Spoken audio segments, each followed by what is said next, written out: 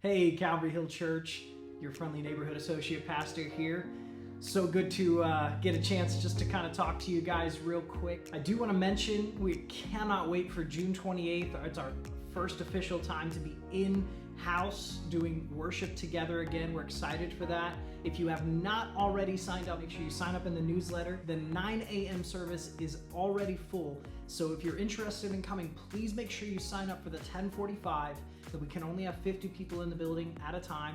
We want to make sure we can accommodate as many as possible. So please make sure you do sign up before you miss that opportunity. In case you guys aren't on social media, you don't follow me on social media, maybe my wife and I were so excited, Amanda and I are excited to say that we finally own our own house. We absolutely are enjoying it. You know, we're only about a week into doing that, but we're having a blast with it.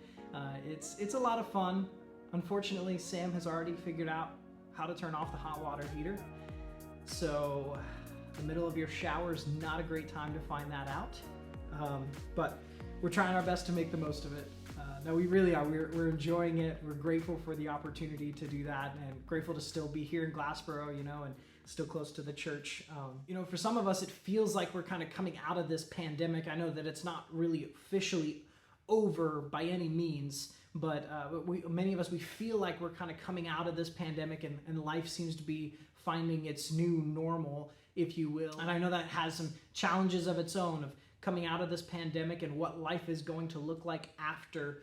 But you know, it's been so important for us and encouraging for us to be able to take time to film these videos and just to share some perspective with you. And Pastor Brent has been doing a fantastic job of just expressing to you how much we love and we appreciate you as a church and for your constant giving and your faithfulness and trusting us as the leaders of this church to continue to make a difference as well. Pastor Brent, he's been giving us these daily devotionals along with our messages. If you've been missing those, I think you've really been missing out on some really great stuff. And this past week, we've spent some time talking about loving your community. And Pastor Jermel Mayo did such a great job sharing last Sunday about just proper perspective in the midst of everything that's happening here. And so appreciate his heart and willingness to share that with us. And I thought this devotional fits so well into that concept of loving your community and how important that is for us as a church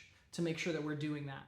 When I think about loving our community, I think about the Inspira Hospital and how we were able to help donate 3,000 pounds worth of food to the hospital, those frontline workers, and we still hear about how that's able to make a difference in so many of their lives, and we're so grateful for you as a church who chose to be a part of that. Thank you so much for that giving and being faithful in that giving. And we're so grateful for all of you who chose to be a part of that. You know, as great as that was, my hope and my prayer for all of you is that wasn't the only time that you made a difference in your community. You know, in Galatians chapter 6, verses 9 and 10, it says, "Let us not become weary in doing good, for at the proper time we will reap the harvest if we do not give up. Therefore, as we have opportunity, let us do good to all people, especially to those who belong to the family of believers." You see, when Paul was writing this to the church in Galatia, I don't think that he was telling them to do good only in good times. You know, I think in reality, he was telling them to do good at all times, to always find ways to meet needs and to help others. And he even says, especially inside of your own community, especially those who are believers.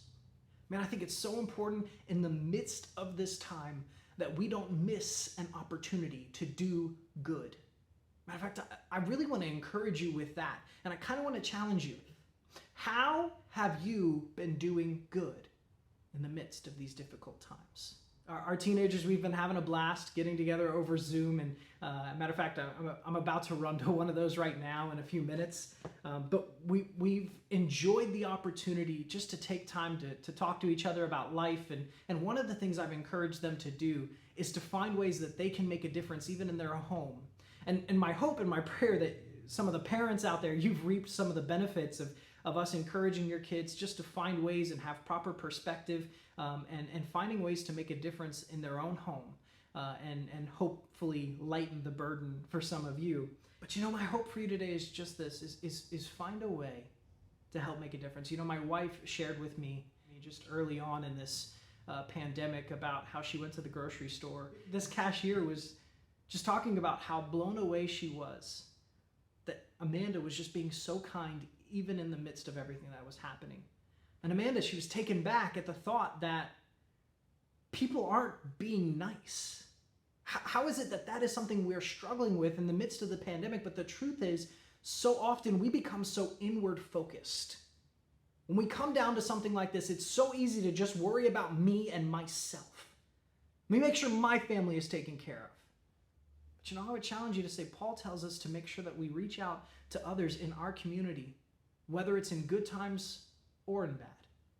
We would love to celebrate some of the wins with you, and we'd love just to hear some of the stories of maybe things that you've been able to do, the good that you've been able to do in the midst of this pandemic. But we'd encourage you guys, just respond to this newsletter. We'd love to celebrate some of the wins with you of things that maybe you've been a part of, or maybe it's something in the community that you've seen where people have kind of come together and made a difference. We'd love to be able to celebrate those with you. We'd love to be able to hear just how you feel like God is using you and as you're doing good and making a difference in our community. And I challenge you, man, find a person that you can make a difference in. I love this quote by Andy Stanley. It says, "Do for one what you wish you could do for everyone." And that challenges me sometimes because I think about all the needs that are out in this world and how it can become all-consuming if we're not careful. But we can't allow ourselves to get so caught up in seeing all of these needs and saying, well, I don't have enough to meet all of them, therefore I will meet none of them. And this quote, it makes me think about how important it is if it's just one person. Do for just them what you wish you could do for everyone. Who is that one person for you? My hope and my prayer for you is that you would make a difference in somebody else's life. Don't wait until this pandemic is fully over. Don't wait until life is back to normal to find a way to make a difference. At Calvary Hill Church, we are praying for you. We cannot wait to worship with you again soon. Love to hear from you. Take care.